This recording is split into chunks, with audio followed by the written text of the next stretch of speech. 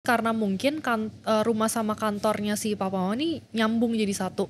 Jadi kayak rumahnya di atas terus kayak turun ke bawah tuh langsung kantor. Mereka tuh selalu kayak gini, "Pokoknya kalian tuh harus rapi ya, kalau misalnya kalian belum rapi jangan turun ke bawah." Gitu, jadi kayak nggak boleh turun ke bawah kalau belum rapi. Nah, sebenarnya dulu kita tuh suka kesel kayak kenapa sih selalu dibikin rules kayak gitu di rumah gitu. Tapi terus akhirnya ngerti mungkin kan karena di bawah kantor tuh selalu ketemu banyak orang. Nah, jadi makanya mereka tuh selalu ngerasa kayak kalian tuh harus menghargai diri sendiri dulu dengan rapi, baru turun ke bawah siap ketemu orang tuh baru bisa menghargai orang lain. Founders Theory. Hai Fox, hari ini kedatangan Francisca Priscilla Christy Basil. Jadi Christy Basil adalah pemilik bisnis Advezo sama By Christy Basil. Followernya di TikTok 2,1 juta. Dan kalau dari tim-tim semua, gila kok sering banget muncul di FYP kok. Jujur aja ya, aku gak malu ngomong ini. Tapi emang sering muncul di FYP aku juga. Oh gitu, padahal cowok. Iya, aku juga bingung. Yang aku suka mungkin memang karena aku suka kreativitas kamu. Kamu kan kayak sambil dress sambil cerita kan. Terus kayak wah gawat nih. Udah mepet tapi harus dirombak gitu. Terus aku lihat itu artis-artis gede juga yang pakai. Iya. Artis siapa aja yang pernah pakai kamu yang kamu ingat yang memorable? Kiki Saputri. Kak Kiki. Terus kemarin aku baru bikin buat Kak Debbie Sagita, Clarissa Putri, terus yang kalau penyanyi Anggi Marito, terus kita bakal Josephine Firmstone, itu dia kayak lebih ke mungkin sinetron gitu. Terus siapa ya? Tim bilang YouTuber Nessie Judge juga ya? Oh iya, YouTuber Nessie Kanesi juga. Yang ini apa? Bikin bordiran pisau. Iya, bordiran pisau. Itu kayak nama fansnya gitu. Iya. Wow. Jadi yang aku tertarik adalah hari ini kita ngebahas tentang kehidupan kamu dan bagaimana kamu mendirikan si Advezo dan By Christy Basil ini. Kamu memang studi fashion di Singapura dan di Inggris. Iya, betul. Ketika kamu studi itu, dari awal kamu kapan mulai punya kesukaan fashion design? Nah, sebenarnya kalau kesukaan itu mungkin karena dari masih kecil banget. Dari masih kecil banget tuh aku sama si Sonia suka banget kayak sama papa tuh didandanin di baju-baju kembarin, pakai baju yang lucu-lucu, yang cantik-cantik kayak princess gitu. Terus jadi bener-bener dari kecil. Terus karena mungkin rumah sama kantornya si papa mama nih nyambung jadi satu. Jadi kayak rumahnya di atas terus kayak turun ke bawah tuh langsung kantor. Mereka tuh selalu kayak gini, "Pokoknya kalian tuh harus rapi ya, kalau misalnya kalian belum rapi jangan turun ke bawah." Gitu, jadi kayak nggak boleh turun ke bawah kalau belum rapi. Nah, sebenarnya dulu kita tuh suka kesel kayak kenapa sih selalu dibikin rules kayak gitu di rumah gitu. Tapi terus akhirnya ngerti mungkin kan karena di bawah kantor tuh selalu ketemu banyak orang. Nah, jadi makanya mereka tuh selalu ngerasa kayak kalian tuh harus menghargai diri sendiri dulu dengan rapi, baru turun ke bawah siap ketemu orang tuh baru bisa menghargai orang lain gitu. Jadi dari kecil kayak gitu terus kayak ngelihat oma selalu ngejahit, terus kayak kakaknya papa tuh juga kayak jahit-jahit. Jadi yang menjahit-jahit tuh banyak banget di rumah sebenarnya. Jadi dari masih kecil terekspos sama hal seperti itu, mungkin aku secara bawah sadar tuh kayak menerima bahwa fashion itu atau berpakaian atau jahit-menjahit itu salah satu wadah untuk mengekspresikan perasaan, emosi, feeling, berkomunikasi gitu. Banyak yang mungkin berpikir, wah Ci Christy keren banget ya, iyalah bisa hasilin karya-karya yang sangat storytelling, gak cuman bagus tapi filosofis gitu ya. Ya kuliahnya di Singapura, di Inggris, maksudnya ya mungkin kalau semua punya kesempatan yang sama, lahir jadi anak orang kaya seperti Ci Christy, dari bayi udah kaya raya mungkin bisa kayak gitu. Boleh gak ceritain sedikit pengalaman keluarga kamu, papa mama dari pas kamu kecil? Oke, jadi sebenarnya kalau misalnya dibilang gitu menurut aku enggak juga gitu. Karena apa yang dipelajari kalau di sekolah fashion menurut aku hampir semuanya mirip-mirip gitu. Kayak walaupun di negara mana pun. Iya mirip-mirip ya, maksudnya kan kita tetap belajar dari basic kayak pattern making, jahit, terus menggambar, bikin illustration, itu kan semua kita pelajari. Mungkin yang berbeda lebih ke materi-materinya aja, cara research desainnya menurut kayak orang-orang Singapura tuh seperti apa guru-gurunya. Terus menurut orang UK cara research yang baik bikin develop design tuh gimana researchnya. Terus di Indonesia juga mungkin materinya ada yang berbeda tapi kurang lebih basicnya sama. Jadi sebenarnya kalau misalkan kayak apa yang membentuk aku sekarang mungkin itu salah satu bekal, tapi nggak sepenuhnya. Kalau kita kan sebenarnya dari masih kecil itu, long story short kayak aku, Sonia sama Ronald kan memang udah suka jualan dari SD. Kenapa suka jualan dari SD? Mmm, Sebenarnya dulu kita juga bingung ya, tapi setelah dipikir-pikir, mungkin karena papa mama itu kan kayak kantornya di rumah. Jadi dari masih kecil dan mereka tuh berbisnis juga kan. Kita tuh kayak selalu terpapar terus gitu, terekspos dengan kayak mereka kerja dagang setiap saat. Terus kamu bikin Akhirnya kita jadi kayak punya punya keinginan yang sama gitu. Jadi kita ngelihat yang harus dilakukan yang benar tuh seperti itu setiap hari. Akhirnya kayak kepengen aja kayak jualan teng-teng, jualan makanan jajanan pasar. Aku sempat yang cerita juga di podcastnya Pak Hermanto itu. Terus kayak lanjutnya lagi kayak dagang tas, jadi reseller, terus jadi supplier sampai udah gede banget. Kayak kita yang punya banyak banget reseller. usia berapa tuh pertama kali kamu mulai serius resellerin sepatu apa barang-barang? SMP SMA sih. SMP tuh mulai yang dropship sama nge-resell, terus SMA tuh udah jadi supplier sampai pas ke Singapura lanjutin dijual ke situ. Tuh. Hah, sampai pas kamu kuliah itu kamu bisa Iya. sambil jualin itu? Iya, jadi kayak bawa dari Indo terus kita jual-jualin lewat jadi carousel. eksportir. Iya. Keren. Jadi kayak dan kalau kayak dijual di Indo kan harganya sebenarnya murah banget tas Ya. kanvas kan, pas dibawa ke Singapura tuh buat mereka jadi murahnya banget. Terus jadi pada beli, yang beli tuh marketnya kayak anak-anak sekolahan. I see. Iya, laku banget. Terus jadi ya udah dilanjutin. Waktu itu kamu jualnya gimana di Singapura? Kita taruh di carousel. Jadi itu ada aplikasi yang sebenarnya mungkin mirip kayak Tokopedia, tapi sebenarnya dia khusus buat barang pre-love atau barang cuci gudang. Karena harganya kan sebenarnya murah banget, tapi itu sebenarnya tas baru. Tapi karena masuk harga itu, masuk ke sana orang semua kayak siapa yang nggak mau barang baru bukan pre-love tapi harga pre-love. Cerdas. Terus jadi bener-bener rame banget, setiap hari aku COD di MRT. Cuman kayak tinggal anak-anak tuh kayak pada COD di MRT. di MRT station mereka kan pasti tinggal kayak ngasih tahu rumahnya di mana, yang paling enak di MRT stationnya. Jadi kalau misalkan kayak kita tuh sama itu kan ketemu anak-anak kecil ya, jadi mereka tahu kalau kita nggak perlu keluar MRT, nggak perlu tap tuh nggak perlu bayar, kita ketemu di intersectionnya gitu. Wow. Iya, tinggal kayak mereka di MRT mana, ya udah tinggal nyamperin di MRT stopnya gitu. Terus kayak kita COD. Keren. Waktu itu inget gak? Ketika yang ngomongin di Singapura dulu ya, itu kan uang jajan lah gitu ya. Iya. Uang jajan itu sebulan bisa dapat berapa sih dari jualan begituan? 20 juta ada? 10 juta? Nah waktu itu aku jualan sambil kerja di hotel juga. Oke. Jadi pokoknya kayaknya kalau sebulan tuh aku kayak bisa $1,000-an. Wow, sekitar 18 jutaan lah ya. Iya. 15 juta, 18 juta gitu ya. Betul. Tapi kamu jadi kuliah, Iya. kerja di hotel. Jadi sebenarnya kuliahnya jadi kayak cuman waktu sampingan gitu. Gile. Tapi mungkin karena aku tuh ngerasa dulu aku kalau fashion kan emang passionate banget. Ya. Jadi buat aku tuh kayak aku lumayan cepet gitu, bisa ngerjainnya cepet. Terus jadi sisa waktu aku kayak banyak jualan-jualan sama kerja. Wow. Tapi kan papa mama waktu itu juga udah punya usaha segala macam. Ngapain kamu harus kerja lagi?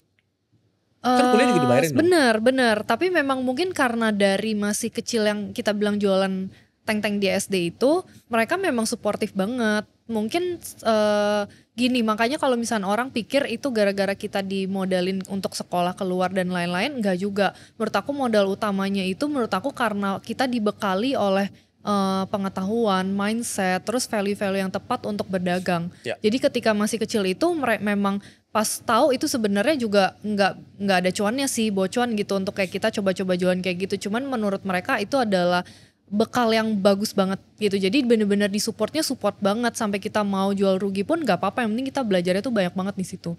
Wow. Makanya akhirnya waktu kayak mulai jualan-jualan kayak jadi reseller, supplier gitu-gitu, udah kayak kita punya pengetahuan dalam bisnis online yang dulu mungkin orang belum masuk ke Instagram tuh kita udah Instagram banget gitu. Terus jadi makanya gampang tuh kayak mau jualan tas sampai keluar, pas balik orang pikir mungkin kayak cepet banget ya, baru kayak buka brand belum setahun udah kayak langsung kayak semua orang tahu, langsung bisa ngonten gitu-gitu. Sebenarnya bekalnya bukan saat itu baru mulai, tapi mulai mungkin udah lama banget. Tapi kan namanya compound skills gitu kan, kita udah kumpulin dari kecil sampai pas udah memulai sesuatu yang tepat tuh cepat karena udah tahu gitu apa yang harus dilakuin. Harus diakuin ya, keberhasilan dan kesuksesan kamu yang luar biasa itu karena komponennya itu beberapa dan semuanya itu legit. Satu, kamu punya kesukaan atau memang passion di dunia fashion design. Benar sih. Orang mungkin belajar yang gak suka ya. Belajar 1 tahun, kamu mungkin belajar 1 bulan udah bisa nguasain karena kamu suka. Iya, betul. Yang kedua, kamu juga pinter berkomunikasi dan bikin storytelling. Banyak banget fashion designer mungkin anggap aja yang kualitasnya sama lah sama kamu bikin desainnya. Masalahnya adalah mereka mungkin gak memanfaatkan, mengutilisasi TikTok, Instagram, media. Mereka juga bingung mau ngapain, paling mereka cuma foto. Oh iya, Upload, ya udah benar-benar. terus mereka bingung emang harus kayak gimana lagi bikin konten fashion design mau gimana. Iya. Kak Ivan Gunawan survive dengan caranya di dunia entertainment. Tapi kamu memang ngomongin produk kamu gitu kan. Iya. Itu tantangannya tersendiri lagi. Kapan pertama kali kamu mulai ngonten? Mulai konten tuh sebenarnya waktu pandemik sih. Aku angkatan pandemik kan. Jadi mulai kayak TikTok muncul tuh kita baru benar-benar mulai explore. Kayak jadi awal mulanya tuh gara-gara waktu kayak pandemik itu sebelumnya kita tuh selalu pakai paid ads, iklan banget di Dari dulu Instagram. kamu udah pakai Selalu paid paid ads. ads. Boleh ceritain gak waktu itu pas paid ads ya? Budget paid ads sebulan puluhan juta ada gak? Wah, iya banyak banget. Banyak Puluhan banget. udah Aku ada? bener-bener bergantung sama iklan, nggak bisa banget. Sampai nggak. ratusan juta gak sebulan? Pernah juga. Oke, Pernah itu kamu juga. pengalaman paid ads. Iya. Abis itu muncul TikTok. Betul. Terus? Nah, waktu muncul TikTok ini kan sebenarnya belum waktu bukan muncul TikToknya, tapi waktu pandemiknya. Pandemik itu tiba-tiba kayak iklan mahal banget. Terus kayak kita mau kayak mau bakarin sebanyak apapun nggak ngaruh sama sekali. Jadi kayak udah kayak hopeless banget. Terus kayak ngelihat oh ada platform lain TikTok. Saat itu belum ada sih edukasi apa segala macam tuh nggak ada. Orang cuman yang kayak dance aja sama entertainment. Jadi kayak aku cuman scroll tiba-tiba nemuin satu konten orang kayak bikin jahitan-jahitan gitu. Dia ngasih tahu cara bikin satu dress cakep banget, estetik banget. Sampai aku tuh keracunan nontonin, Luar aku negeri? scroll semua luar negeri. Nah, jadi kayak pokoknya menarik banget sampai pas aku buka akunnya ternyata dia bisnis account, Kak.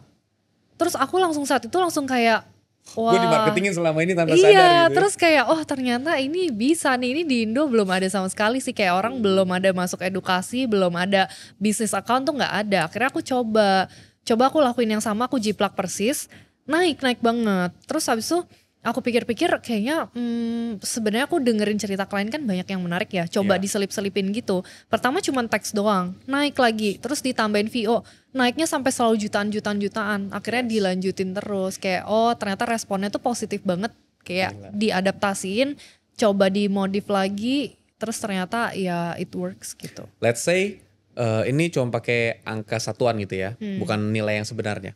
Let's say omset sebelum kamu masuk di content creation, murni paid ads, let's say omsetnya itu di angka 5.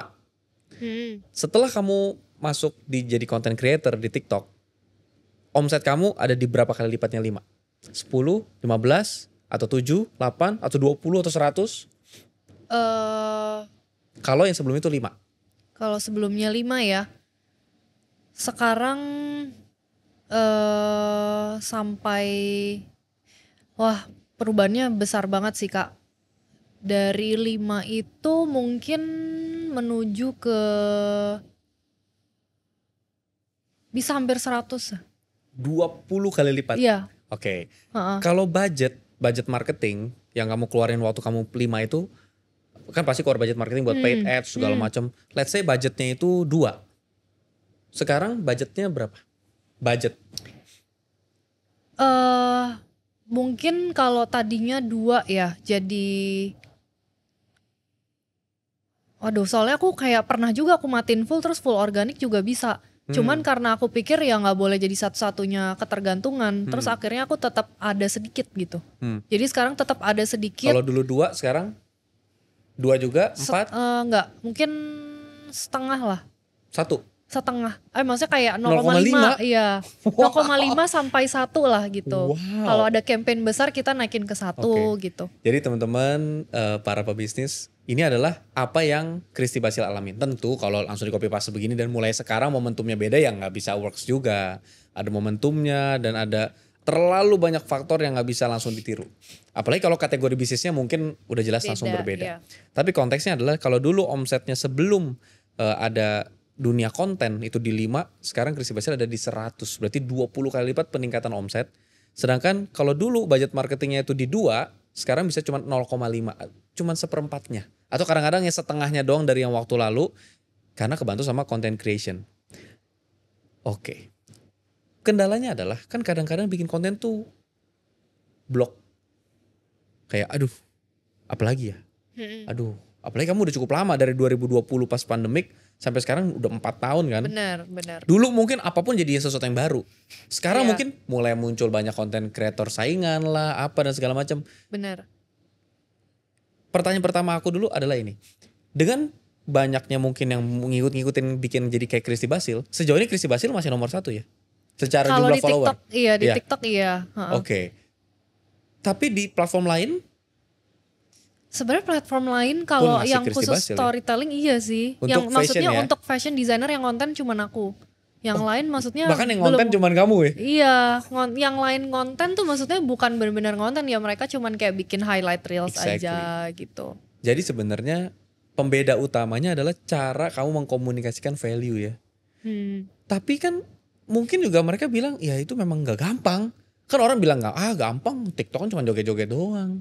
Atau ya cuman edukasi-edukasi doang. Bener. Gimana sih suka dukanya kamu bikin konten di TikTok? Sebenarnya menurut aku susah sih Kak. Karena bener yang kakak bilang kayak awalnya mungkin gampang gitu, kayak masih belum ada yang bikin sama sekali, bikin story apa aja pasti naik gitu. Cuman kita yang ngomong, yang lain gak ada yang VO gitu. Terus apalagi kayak aku kan sebenarnya nggak terlalu terpengaruh sama tren karena berdasarkan cerita klien. Jadi cerita klien terus yang diceritain ulang. Nah terus di tempat aku tuh punya konsep yang beda gitu, kayak kalau misalnya orang ke desainer kan mungkin dibikinin desain, tinggal mereka oke atau enggak lanjut bikin. Kalau di aku tuh enggak, aku kasih interview Kak.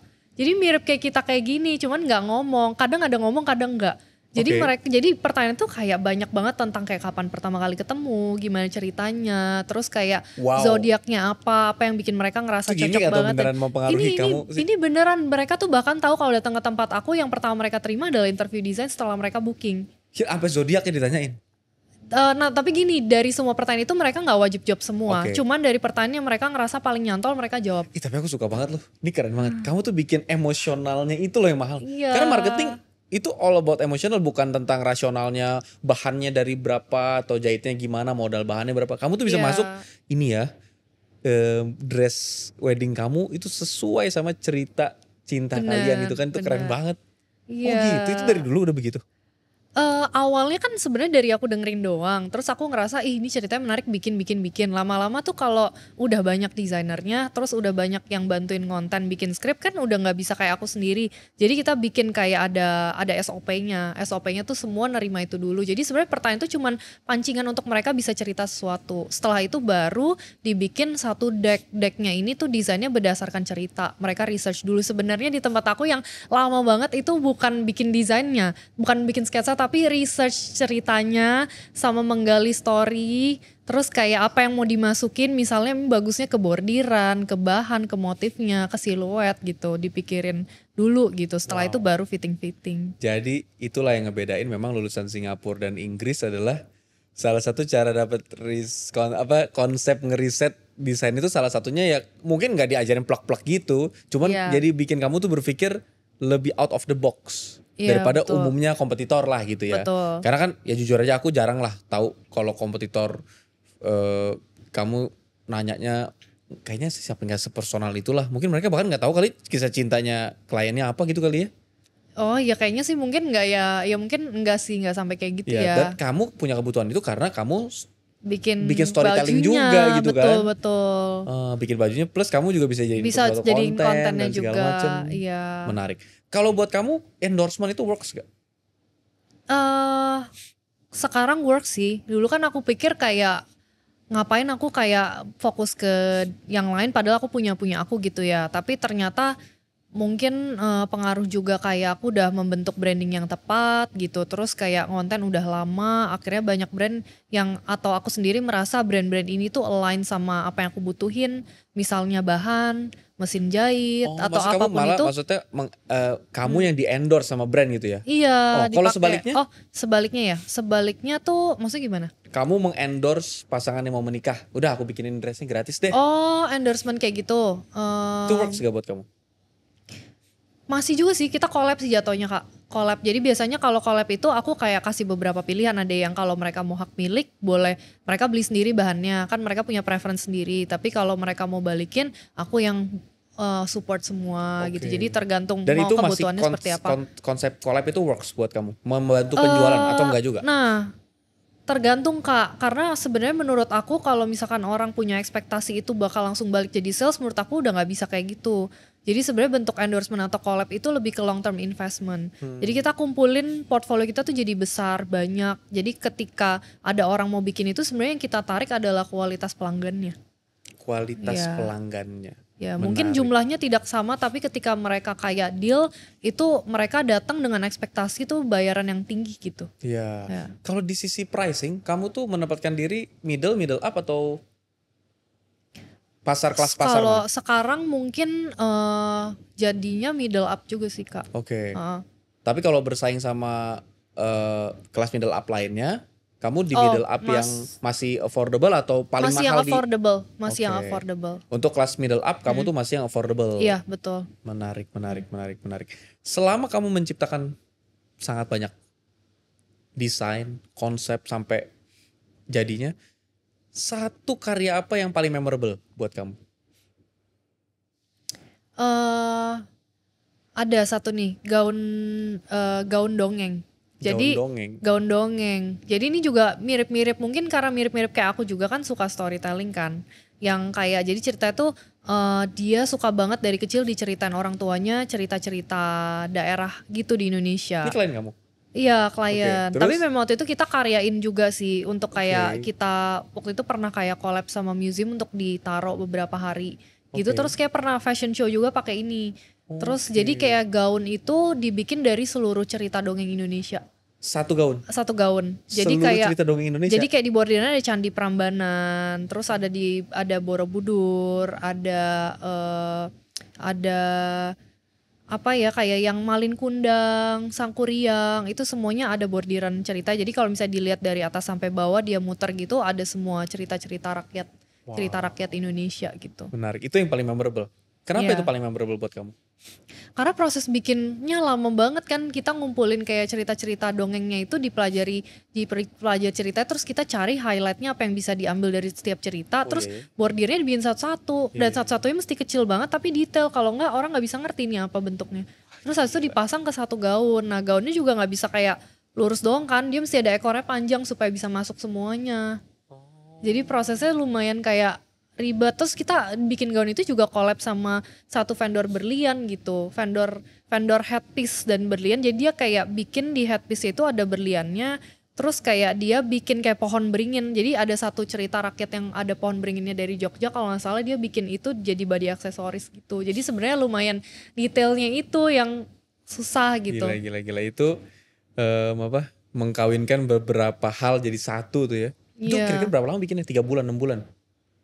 4-5 bulan. Satu dress itu. Satu, iya. Set. Tapi sekarang banyak fashion designer yang bekerja by Chrissy Basil gitu? Iya, Atau hanya banyak. kamu yang mendesain? Oh enggak, banyak. Jadi sekarang berapa desainer? Sekitar 6-7 orang. 6-7 orang ini adalah desainer yang bisa ngebantu kamu nanganin klien. Betul. Tapi kalau klien masih maunya sama kamu tetap masih layanin? sama aku. Jadi ketemunya sama aku, terus habis itu jadi di dalam misalnya contoh dari 5 pertemuan ya, yang ada aku mungkin 2-3. Nah, yang sisanya nggak perlu aku itu yang kayak fitting dan gitu-gitu. lain-lain iya sama kayak si desainer. Tapi yang sebenarnya gini, yang di ide konsep utamanya selalu dari aku.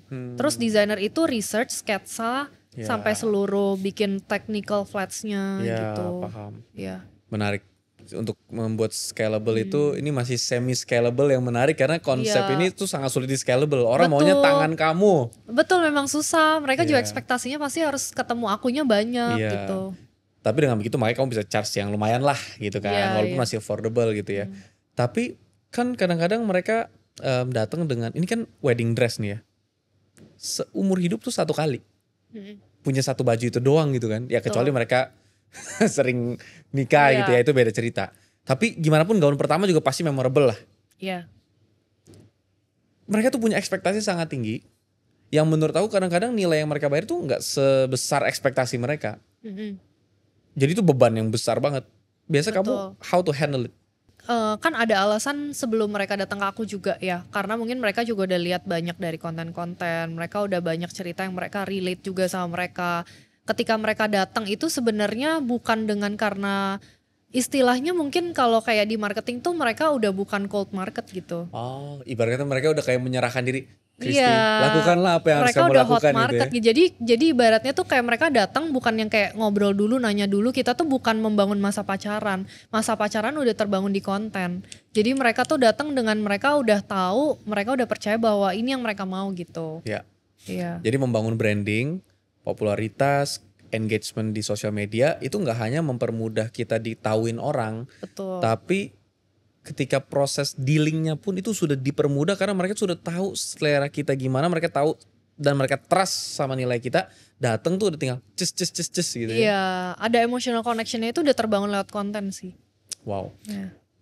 What's your next game?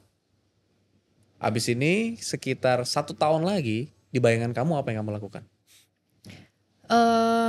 Sebenarnya kalau yang terjadi sekarang di bisnis aku ini kan aku cuman kayak full gaun aja aku customin gitu kan Kak. Tapi Ya. sebenarnya kayak sepanjang mereka bikin di aku experience ya kayak belanja bahan, belanja payet, nyari sepatunya, tiara dan lain-lain itu kan mereka kita outsource dari vendor yang berbeda. Ya. Jadi mereka kayak kita cuman kayak rekomendasi ke sana sini tapi bareng sama aku terus. Oke. Nah, maunya sebenarnya one stop gitu loh, kayak mereka datang ke aku belanja bahan, maunya bahan aku bikin bahan sendiri, nggak cuman bikin baju, bikin sepatu sendiri, bikin kayak payetnya aku keluarin sendiri, kristalnya jenis seperti apa yang kristalnya Christy Basil gitu-gitu. Wow. Jadi maunya Keren. sebenarnya semuanya tuh jadi satu, jadi experience yang mereka rasakan tuh full dari Christy Basil. Oke. Kamu bakalan, ini dari konteks positioning branding nih ya.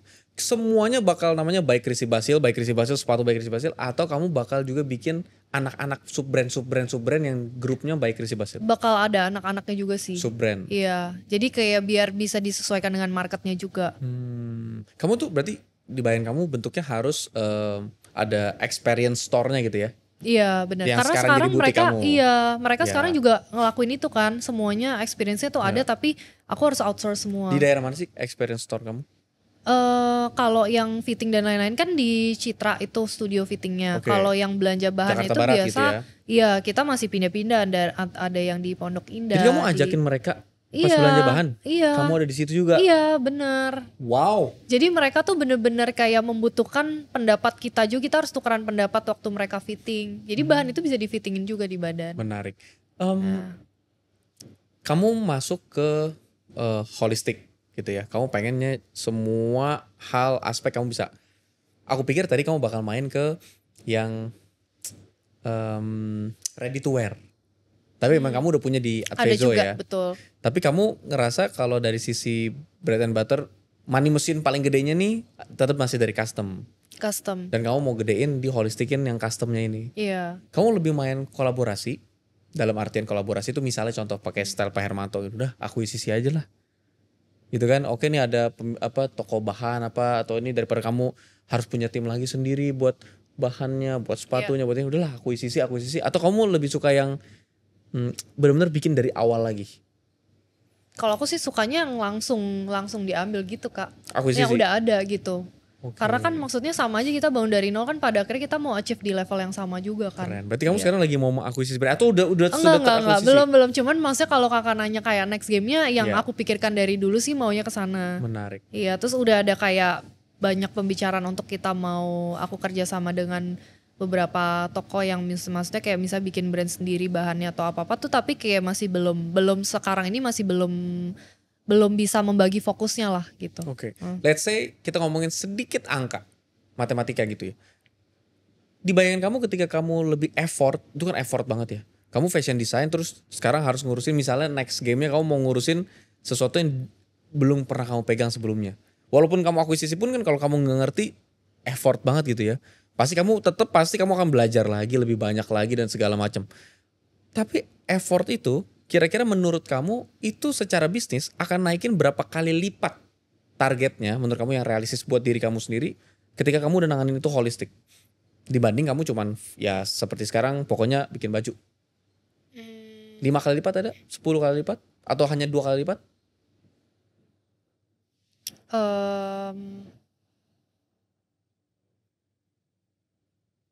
Mungkin 5 kali lipat sih ada. Itulah Iya. kenapa effortnya kamu mau Iya. ya capek dikit kalau 5 kali lipat Iya. dibanding bikin 5 butik. Iya. Dari Betul. mendingan 1 butik atau 1 experience Iya. store kamu bikinin holistik gitu Iya, ya. iya betul. Cerdas banget. Iya. Keren. Di Indonesia emang udah ada yang kayak gitu ya?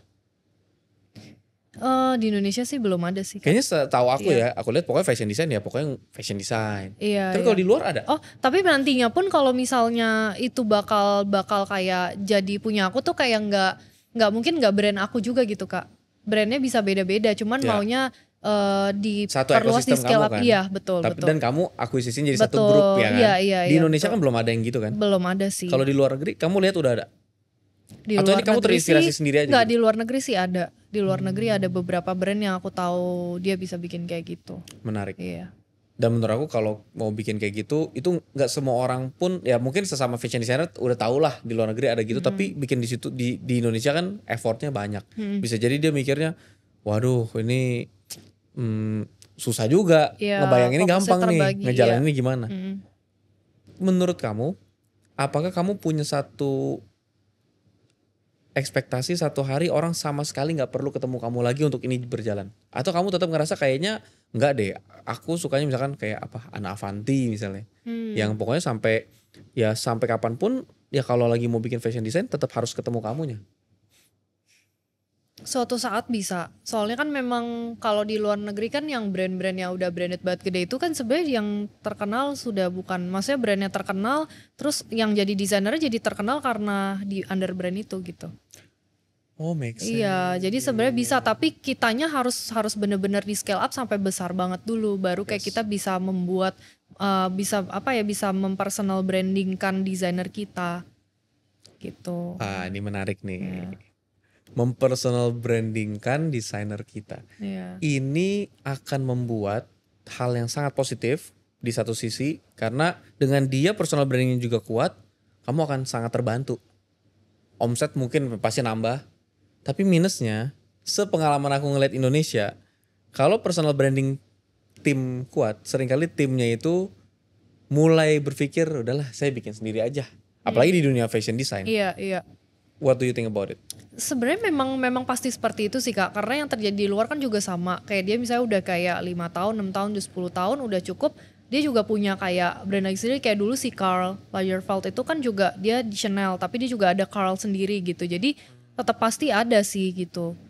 Cuman ya nggak apa-apa gitu, memang kayak mungkin bakal gimana ya, mungkin mindsetnya bakal akan diubah gitu, kayak bukan kayak bagaimana mempertahankan dia untuk sampai selama di sana, tapi bagaimana dia bisa memberikan yang terbaik selama ada di sana gitu. Menarik. Jadi ya memang Realistis. semuanya ada masanya sih. Realistis. Bahkan Iya. kalau kamu udah punya capitalnya, sangat mungkin ketika dia mau buka sendiri dia pasti butuh modal. Iya. Kamu malah bisa jadi investor pertamanya dia karena kamu tahu kualitasnya bagus, ya berpisahnya baik-baik, kamu jadi investornya dia. Ya faktanya sekarang sih kalau brand-brand besar tuh rata-rata satu grup juga, Iya. ya kan? Betul. Yang aku suka sedih ya, aku ngeliat di Indonesia itu masih sedikit atau bahkan tidak ada, kalaupun ada sangat sedikit brand ready to wear yang high end, nilai jualnya sangat tinggi, yang dijualnya brandnya seperti di luar. Contoh kayak tadi kamu sebut Chanel, Louis Vuitton dan segala macam, mereka tuh bisa dijual dengan harga yang fantastis, marginnya luar biasa, mereka bisa ngebentuk kepercayaan brand sebegitunya, dan itu jangka sangat panjang, 100 tahun lagi pun mereka masih ada. Iya. Tapi di Indonesia tuh sangat minim, karena pola pikirnya sering cuman trading, ya trading maksudnya ya makasih margin sekian, udah yang penting kuantitas banyak dan segala macam. Betul. Dari sudut pandang kamu gimana? Kayaknya itu sih mungkin tergantung setiap orang ya, lebih prefer yang mana. Ada yang memang lebih suka kayak main cuannya cepat, terus ngikutin tren apa yang seasonal gitu, terus kayak nggak perlu kayak marginnya besar, yang penting bisa jual banyak dan ya maksudnya ada umurnya. Tapi kalau misalkan yang fokus branding mungkin memang butuh prosesnya panjang banget sih, Kak. Ya, kamu Kalau maksudnya dari yang- aku sendiri aku mungkin prefer yang brand sih. Makanya aku melihat memang segala sesuatu yang dilakukan ya memang investasi aja sih, nggak bisa punya ekspektasi untuk langsung kembali saat itu. Seringkali kan orang berpikir gini, kalau branding gitu nggak langsung konversi, nggak langsung mana nih, oke ngelakuin branding pak gini. Ya tapi mana, kok nggak ada dealnya, kok. Tadi kamu udah bilang investasi. Tapi gimana pun kalau misalnya dalam kasus kamu yang kamu investasiin adalah lebih banyak waktu dan pikiran. Karena kamu bikin konten kamu sendiri. Nah, apa pesan atau mungkin masukan kamu atau analisa kamu untuk orang-orang yang dia mungkin jujur aja dia nggak bisa jadi content creator. Udahlah, mau dicoba berbagai cara pun mentok dan nggak maksimal. Atau mungkin at least nggak sekarang. Dia mau ngebangun upaya branding dengan cara yang lebih korporasi gitu ya. Ya entah ngelakuin aktivasi event, apapun cara lainnya. Berapa persen budget dari omset, kita ngomongin omset, berapa persen budget dari omset yang menurut kamu layak buat branding? Investasi yang jangka panjang ini berapa persen sih? Dari sudut pandang Christy Basil. Branding ya,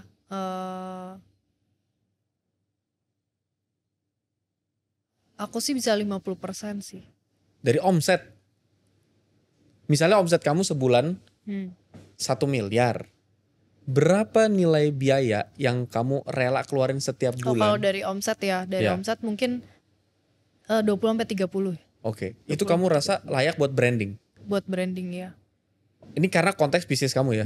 Ini pernyataan sebenarnya kontroversial karena itu nilai yang sangat berani dan optimis. Tapi karena kamu yang ngomong, faktanya kamu berhasil dari branding gitu kan ya. Iya. Nah, tapi kalau dari sisi marketing atau yang langsung sell gitu ya, konversi, justru jauh lebih kecil berarti ya.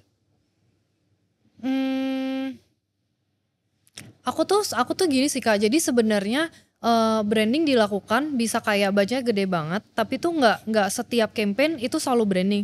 Jadi setiap aku bikin campaign misalnya setahun ada 2-4 kali gitu ya. Tapi nanti kita bakal kayak pilih mana yang khusus branding dan mana yang khusus untuk kayak conversion. Oke. Jadi yang mana yang lebih works langsung? Maksudnya mana yang lebih works buat kamu atau yang lebih banyak budget kamu keluarin?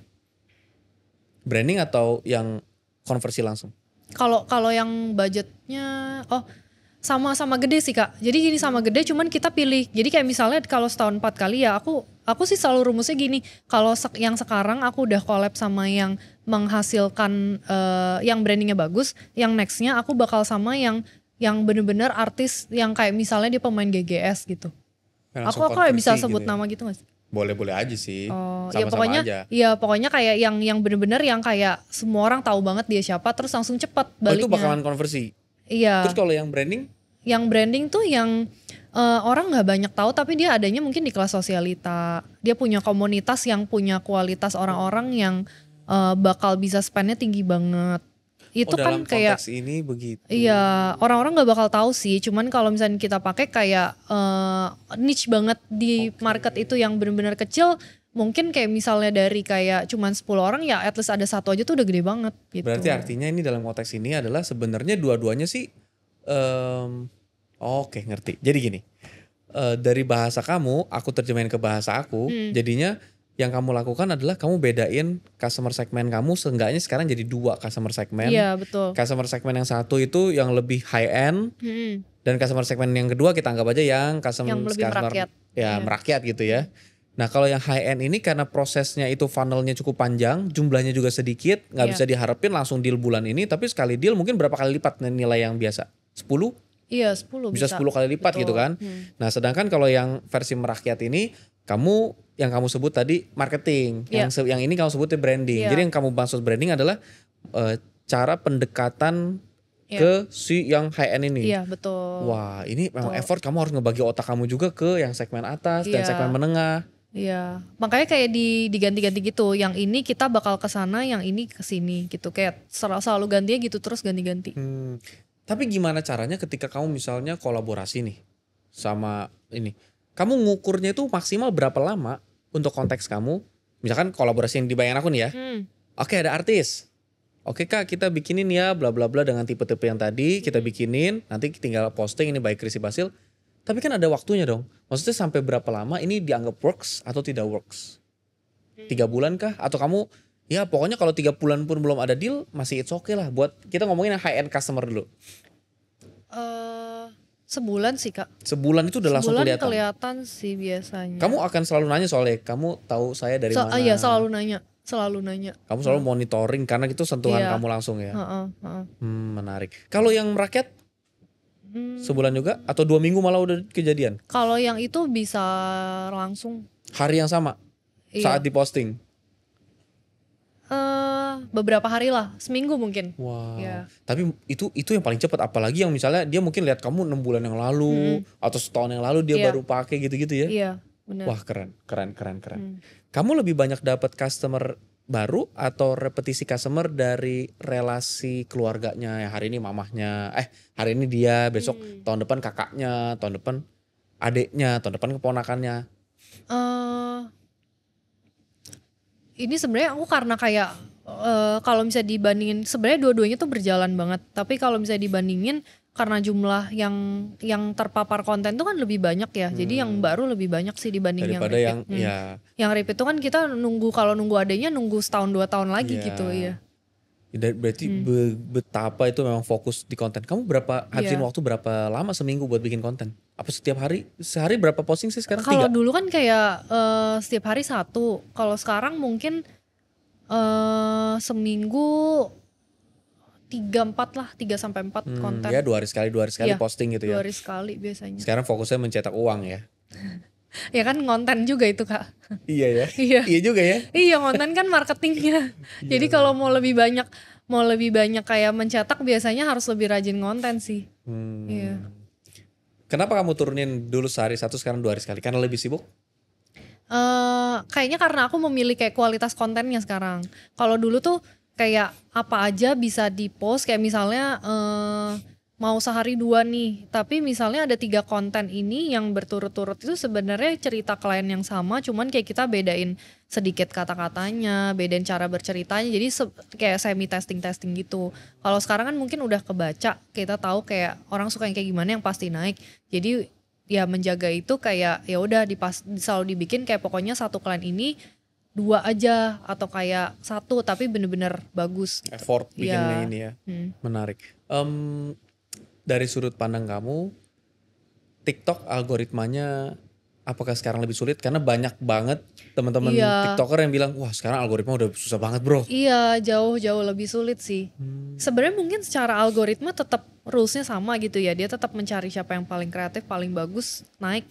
Tapi karena mungkin content creator bermunculan juga udah banyak banget. Kalau aku ke event kayak yang misalnya YouTube, TikTok gitu yang ketemu banyak banget creators tuh udah banyak banget yang aku nggak kenal sama sekali gitu. Yang Udah nggak kayak, tahu. oh kamu TikToker. Iya, follower udah jutaan juga gitu ya. Iya, jadi tuh kayak udah banyak banget dan mereka yang baru bermunculan juga kayak mau nggak mau harus lebih rajin dari kita. Mungkin sehari bisa ngepostnya lebih banyak lagi. Iya. Ya. Tapi nggak semua popularity bisa jadi likability. Kamu Iya. salah satu yang menurutku popular, tapi likability-nya juga tinggi. Karena bisa jadi followernya bahkan 5 kali lipat kamu, tapi kalau dia bikin bisnis yang sama, omsetnya bisa cuman 10%. Oh iya bisa. Selain juga kayak target pasarnya berbeda, ataupun di target pasarnya sama, dia orang cuman follow karena mungkin kontennya lucu. Iya, Atau mungkin karena menghibur apa, ya dan segala macem. Atau cuman ya oke ini orang kreatif. Tapi bukan sesuatu yang bakalan benar-benar orang kayak, ih gue pengen beli baju dia gitu kan. Iya. Nah itu menurutku salah satu poin plus yang kamu punya. Keren banget. Apakah kamu pribadi mengisi ilmu untuk konsep bisnis, marketing gitu? Kan kamu kuliahnya memang fashion Iya. design. Apa emang itu justru itu fashion Kak, business? justru itu sebenarnya tuh aku bukan bener-bener orang yang kayak, mungkin bener kalau orang bilang ada talentnya karena dari kecil kayak keluarga banyak yang di sana, terus papa tuh dari dulu kan lukis banget, terus jadi aku dari masih kecil diajarin ngelukis gitu. Tapi sebenarnya kalau dibilang passion banget mungkin enggak juga gitu. Aku lebih suka dagangnya kan sebenarnya. Aku lebih suka bisnisnya, lebih suka Seru. baca buku tentang manusia, psikologi. Oh ya? Kamu Buku-buku cara yang belajarnya baca berhubungan buku? dengan filosofi. Iya, aku baca. Lebih suka baca. Makanya menurut aku yang bikin kalau mau kontennya bagus, aku tuh selalu tahu kayak aku harus baca buku dulu. Karena kalau enggak, aku susah mencari sesuatu yang baru yang bisa relate. kalau misalkan cerita klien semua juga mungkin sama sih, Iya kayak juga ya. ketemu di umur segini juga, terus kayak cara ketemunya juga mungkin spesial, saling melengkapi kayak gitu. Ceritanya sebenarnya semua orang sama, cuman yang susah itu kayak cerita sama ngambil POV-nya beda. Terus kita ngambil nilai yang beda lagi dari cerita ini gitu. Kamu belajar Terus kayak biasa baca-baca buku psikologi, antropologi gitu ya? iya psikologi sama mungkin kayak ya buku-buku psikologi mungkin ya yang Nah paling kalau secara banyak. bisnis dan secara marketing, apalah keuangan atau human resource, apa itu? Kamu tuh tipikal yang eager buat baca gitu atau menurut kamu kayak ya di industri kamu itu nggak sekrusial itu? Yang maksudnya untuk yang Buat kamu pribadi ya, konsumsi diri kamu pribadi, apakah kamu juga misalnya baca apalah misalnya ya ilmu tentang accounting atau oh ilmu tentang rekrutmen tim? oh kalau rekrutmen tim aku baca banget. Pokoknya semua yang berhubungan sama manusia aku baca banget. Oh itu rekrutmen tim pun kamu baca? Aku lumayan. Pokoknya semua yang berhubungan manusia itu aku baca. Tapi kalau yang kayak detail banget sampai accounting, finance enggak terlalu Kak. Tapi mungkin karena aku tahu kayak kalau di tempat aku juga aku selalu ada Partner yang ada bantuin partner ya? iya, heeh. Yang bisa kayak pokoknya dia udah spesialis banget di situ ya aku di yang lain gitu. Aku tertarik mulai yang terakhir tentang cara kamu belajar ya. Berapa sering kamu baca? Sehari selalu baca atau seminggu selalu baca? Eh kalau dulu sih sebelum waktu awal-awal banget ngonten dan sebelum ngonten tuh bener-bener setiap hari. Oke. Nah kalau kayak sekarang mungkin kayak ya seminggu sekali aja sih Kak. Sekali baca itu bisa maksudnya berapa waktu yang kamu kasih buat baca? Oh bisa kayak seharian gitu. Seharian? Maksudnya kalau kalau aku tuh tergantung Kak kalau misalnya iya mood. Jadi misalnya ini pas dapet yang bagus banget ya aku bisa Gile. stopin segalanya untuk kayak baca dulu sampai selesai gitu. Ya kalau sekarang kurang lebih seminggu sekali dengan kesibukan kamu aja kamu masih Kalau rutin kalau seminggu sekarang sekali? mungkin nggak nyampe seharian sih, mungkin ya kayak beberapa jam aja gitu.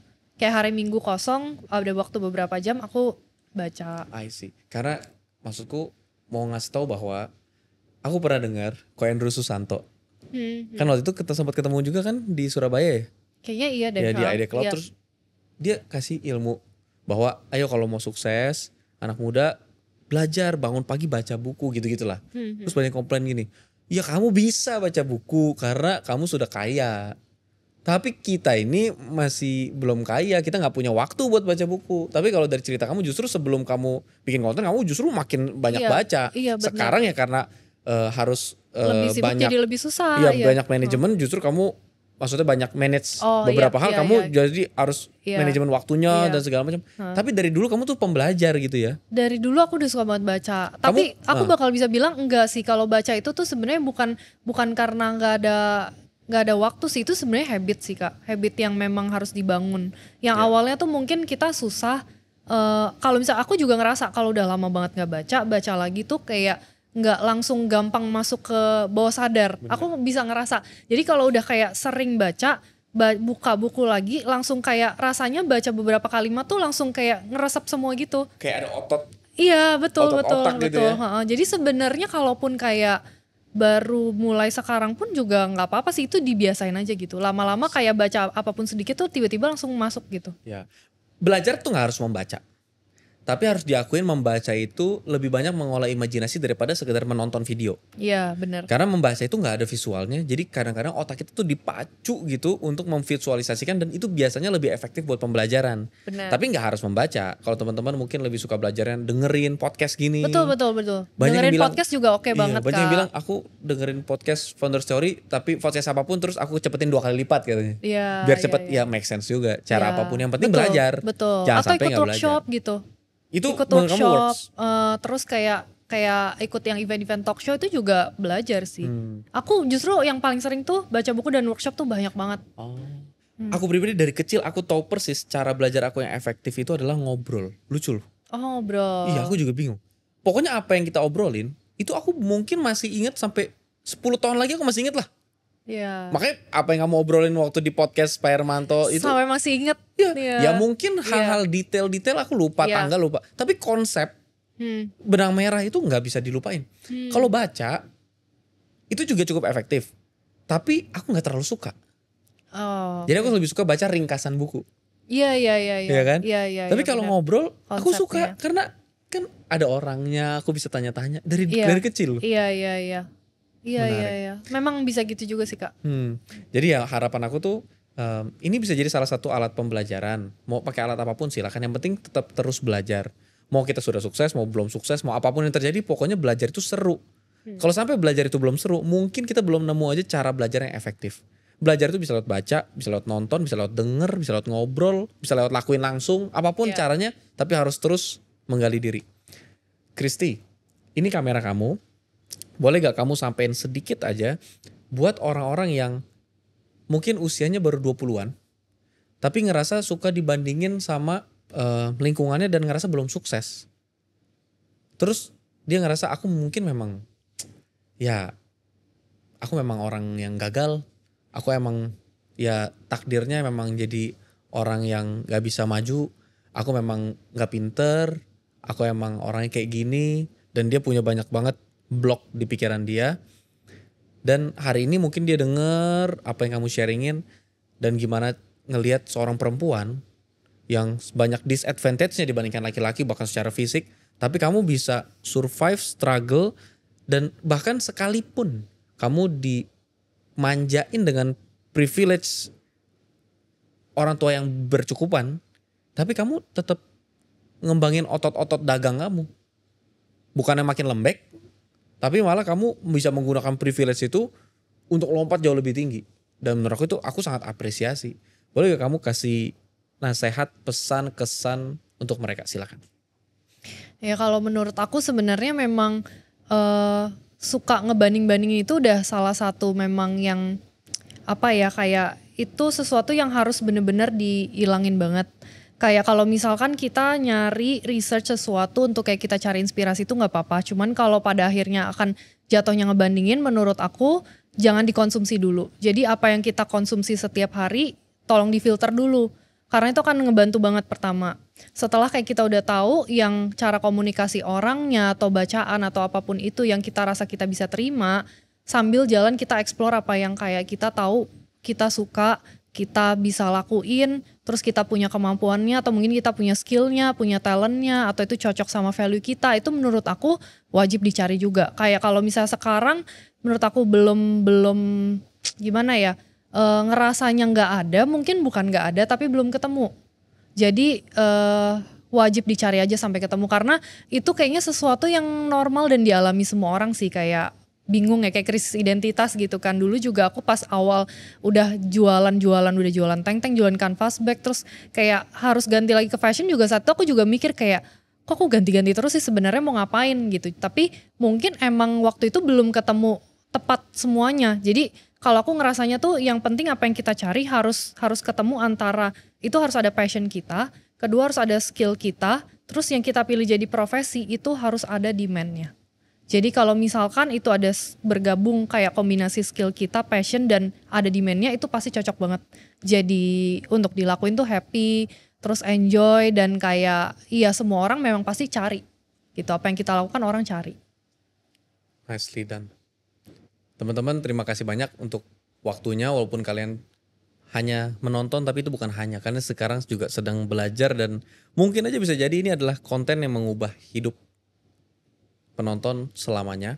Terima kasih, sampai ketemu di episode berikutnya. Bye folks.